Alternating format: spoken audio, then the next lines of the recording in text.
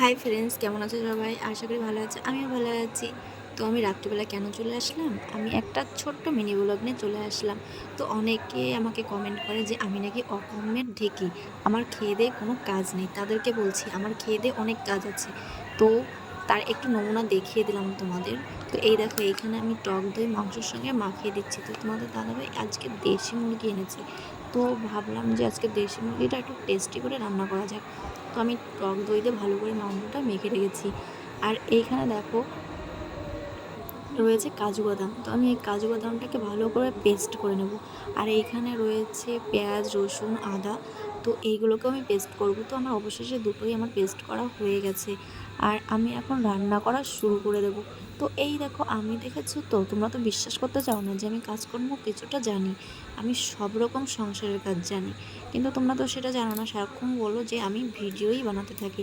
তো এটাই আমার কাজ। তো যে যেরকম সে সেই রকম কমেন্ট করবে, করতে থাকো।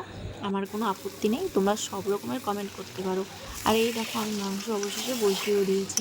আগে আমি মশলাটাকে ভেজে নিয়েছি, কারণ আমি মশলা ভেজে তারপরে মাংসটা রান্না করি।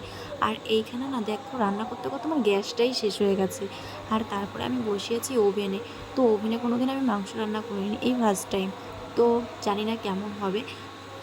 আর এইখানে না ওভেনে ভালো জালও হচ্ছিল না, কারণ কারেন্টের ভোল্টেজটা খুবই কম। তো অনেক সময় লেগে গেছিলো আমার রান্না করতে। আর এইখানে দেখো ভালোই জাল হয়ে গেছে।